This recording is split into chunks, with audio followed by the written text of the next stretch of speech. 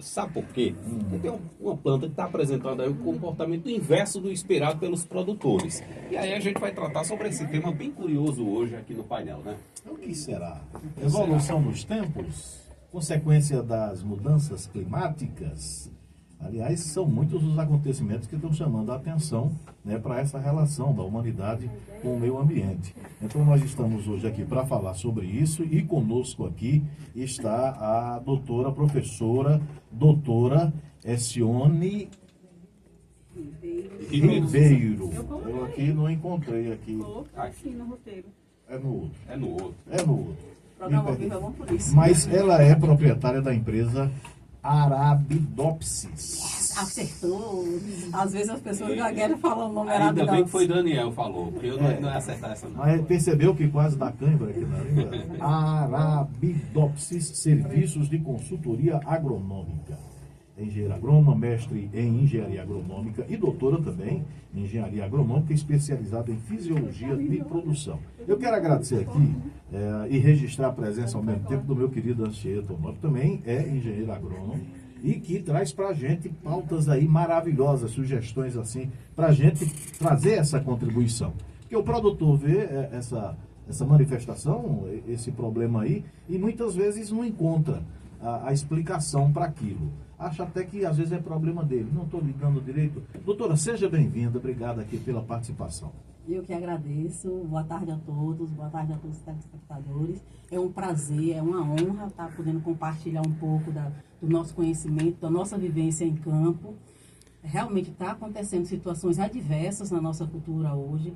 Hoje a gente está tendo áreas que a gente está precisando voltar à poda, na cultura da uva. Na cultura da manga temos problemas na indução floral, o verde floral está vegetando, então isso tudo está ocorrendo em virtude lógica. A gente teve aquele acréscimo de 2 graus na temperatura, às vezes passava, foi um dia, mas isso influenciou de forma drástica na fisiologia da planta, porque a gente sabe que a fisiologia ela é influenciada pelo genótipo mais no ambiente.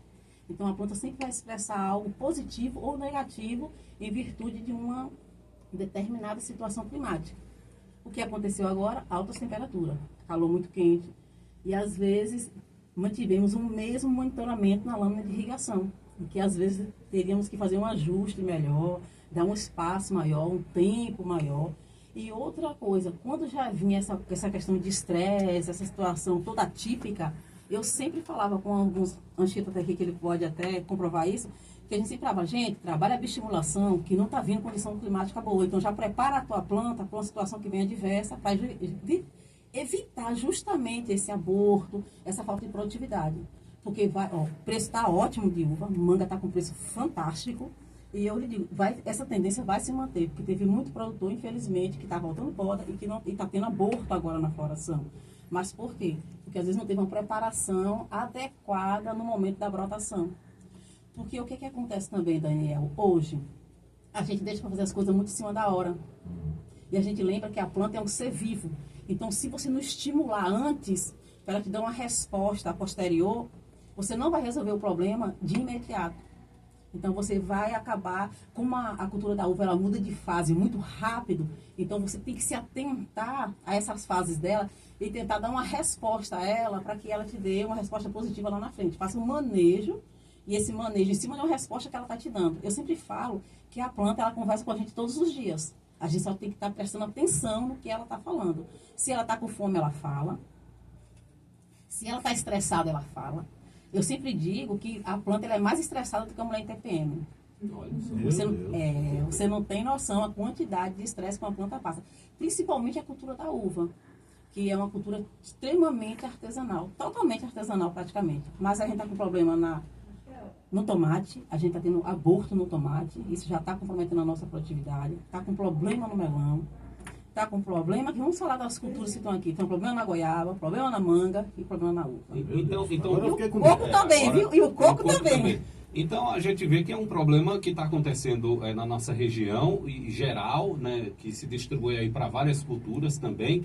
Agora, isso devido à mudança climática ou mais à falta de atenção por parte do produtor de não acompanhar essas mudanças e esses sinais que são apresentados? Perfeita colocação. O produtor ele esqueceu de acompanhar essa mudança climática junto à planta. Porque uma coisa é você ver a notícia de oscilações climáticas, mas você não se atentar que tem que alterar todo o seu manejo por causa de alteração climática que vem. Bioestimulação, se a gente for falar aqui hoje de quem aplicou ácido salicílico, quem aplicou aminoácido, quem aplicou ácido fólico, quem trabalhou um silício para ir contornando esses estresses, um cobalto, por exemplo. Porque às vezes fala, mas esse ônibus não é um elemento essencial para as culturas, mas são elementos benéficos que traz benefícios para a planta em uma situação de estresse. Então a gente vai atenuando o estresse, vai dando conforto à planta, para que quando ela vê essas mudanças climáticas drásticas, ela não sinta e ela não passe isso para o produtor. Porque como é que ela passa isso para o produtor? Baixa produtividade e baixa qualidade. Agora você citou aí a uva, a manga, é claro, goiaba, tomate e tal. A gente já, se por pouco, né, a gente já se preocupa mais ainda porque fazem parte da nossa maior produção, de produção constante aqui, entendeu? E a uva e a manga, então, colocando essa região toda nesse status de maior exportador. A gente pode arriscar aí de ter uma previsão também de prejuízo na produção aqui? Tem, pode arriscar que teremos um prejuízo, principalmente pelo... Já está mostrando que, como vamos supor, a maturação, por exemplo, vai ter um aumento no custo. Tem gente que está fazendo 10, 12 maturações e a planta está vegetando. Ou seja, não está conseguindo nem que ela emita flor. Então, quando uma planta, ela acaba, quando a gente faz um indutor floral, por exemplo, um nitrato, com doses pesadas, e ela responde em broto, significa dizer que o nível de estresse dela está muito elevado. Então, ela não vai sair de uma fase vegetativa para a reprodutiva, porque a reprodutiva, o gasto energético é muito alto. Então, ela prefere manter a folha, que o gasto energético é menor, e ela manter-se no ambiente, numa situação de estresse, do que passar para uma fase reprodutiva, que é a de frutificação, onde um gasto energético vai ser maior, e ela pode comprometer a existência dela no ambiente.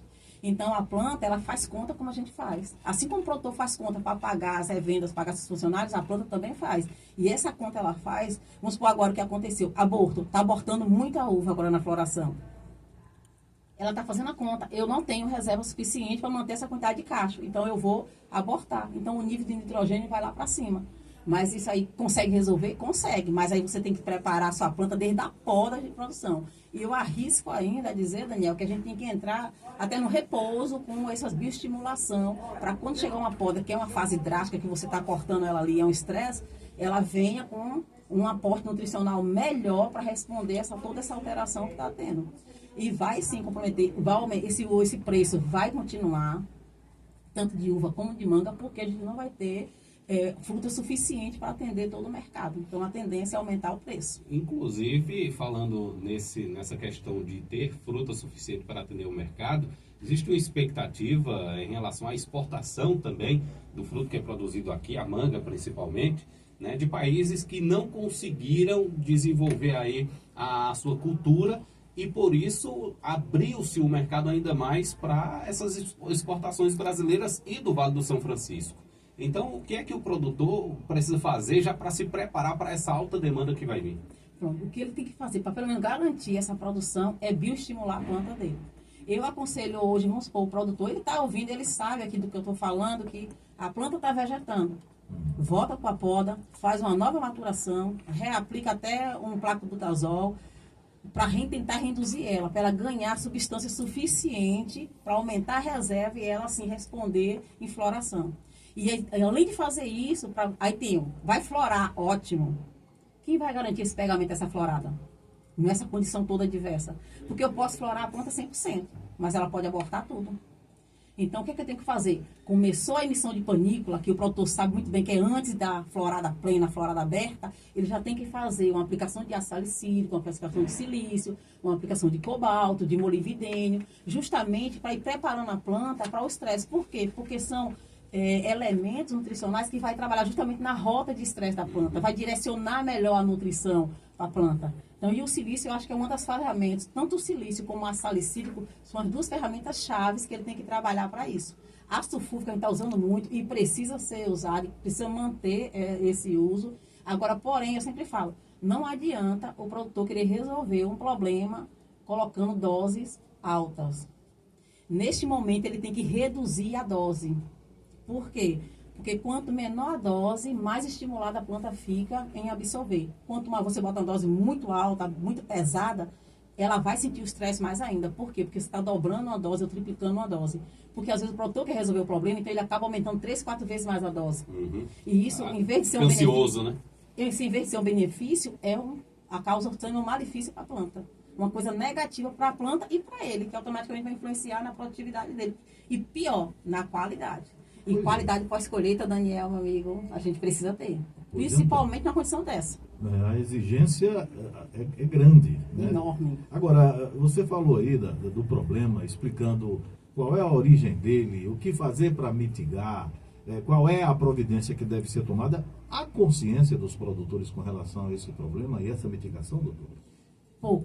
Poucos têm. Hoje a gente vai... Ontem eu estive no campo, por exemplo, e um produtor falou assim para mim, eu choquei com a informação que ele me passou. Ele falou assim, doutora, eu tripliquei a dose para alguém me dizer que eu estou errado. E fez exatamente o que não era para fazer. Justamente. Né? Então, comprometeu todo um ciclo produtivo para até alguém chegar para ele e dizer que ele estava equivocado, que não era dessa forma que ele teria que trabalhar. Então, mas aí, para você, é o nível de desespero. Eu entendo o lado dele, entendo. É investimento, é família que está ali, que você tem que pagar a conta, tem revenda para pagar, você tem que cumprir seus compromissos. Então, você criticar é fácil. É fácil a gente apontar o dedo, mas a gente se fala. A gente aponta um dedo, tem 5 voltados para a gente. Então, a gente tem que estar sempre pensando, eu sempre falo, se um elo da corrente quebrar, quebra todo mundo. Então, se o produtor quebrar, cai todo mundo. Vai todo mundo junto. Então, a gente tem que sempre pensando em levar a tecnologia para esse produtor, levar o máximo de informação. E eu acho que o nível de informação ainda é pouco divulgado em relação ao que a gente passa no campo para o produtor de uma forma geral. Porque muitas vezes é um problema comum a todos. E poucos têm essa informação que pode ser resolvida de uma forma mais maleável possível, sem precisar comprometer a produção. Ô, doutora, esse problema que está acontecendo hoje, né, dessa reação inversa ao esperado, ela está acontecendo hoje em dia por causa dessa mudança climática ou ano após ano isso vem sendo constatado? O que está acontecendo? Geralmente a gente fala assim, a gente tem uma forma de manejar a planta, eu estou fazendo, está dando certo, eu não vou mudar. E isso a gente tem que tirar da cabeça do produtor. Ele precisa mudar, porque às vezes 10 minutos da lâmina de irrigação que ele deixa, ele já interfere todo o metabolismo da planta. Então ele jamais pode vir. É o que aconteceu hoje. A gente vem de um costume. Então quando você não posicionou para uma planta com uma situação estranha, porque você já está acostumado a fazer aquilo ali. Quando aumentou 2 graus de temperatura, tudo deu errado. Mas por quê? Porque você fazendo a mesma coisa o tempo todo. Eu sempre falo, receita de bolo não existe. Receita de bolo, não adianta você pegar o manejo do produtor A, colocar no produtor B e no produtor C. Porque se, vamos supor, Daniel, você está aí produtor, Anchieta é produtor, e você vai lá, a Anchieta está produzindo bem, vai copiar o manejo de Anchieta. Ah, não, vou fazer igualzinho a Anchieta. Mas deu errado, por quê? Às vezes você deixou 1 minuto o seu sistema de irrigação ligado. 1 minuto a mais. 1 minuto a mais e fez todo o aparato fotossintético da planta ser modificado. Porque às vezes entrou água demais do que ela precisa, então ela vai lá e acaba ela se fechando, porque ela fecha os estômagos, que é algum estresse que ela tem, então automaticamente ela para de comer. Me chamou a atenção ela enfatizar aqui, a doutora Cione, que a planta é um ser vivo e, portanto, tem sentimentos, tem uma relação de energia. É verdade essa história que você botar música para a planta faz bem, que você conversar e dar carinho, realizar e dar beijo? Eu falo isso todo dia. Ontem eu tive com uma cliente, eu até estava falando com ela, eu falei, nossa, elas estão lindas, estão respirando, elas estão felizes, a folha está verde, está brilhosa, está vistosa, não está estressada. Ela, mas assim, onde você consegue enxergar a planta? Eu falei, mas a planta fala com a gente o tempo todo. E isso é bom, porque a planta, ela sente. É tanto que ela sente, se você entrar em uma área estressada, Daniel, automaticamente quando você virar as costas, a planta fica toda estressada. Ela modifica a folha, ela modifica o aspecto dela de uma forma geral. Agora a gente tem que estar sempre atento, prestando atenção como é que ela faz essas alterações. Hoje, muitas vezes, o produtor fala, Cione, como é que você sabe que a planta está estressada? É fácil. A planta, quando ela emborca a folha, o nível de estresse dela está já elevado, já está passando. Diminuiu a folha, está pior ainda. Então, por isso que eu falo, a planta conversa com a gente o tempo todo. Agora, você está prestando atenção no que ela está falando? Tem que entender os sinais, né? Doutora, o nosso tempo esgotou, o assunto é interessantíssimo demais e, aliás, permita que a gente fique com esse canal de contato aberto aí com a Yara, para a gente trazê-la mais aqui. Agradecer ao meu querido Anchieta, que é engenheiro agrônomo e está sempre nos dando essa sugestão, é um consultor do programa aqui. Como para entrar em contato, um produtor que esteja aí, esteja interessado em saber mais, como é que é possível disponibilizar o contato para ele? Sim, sim. Tem o 749-9130-6290. Aí ele vai falar diretamente comigo. 749-9130-6290. 290. 6290.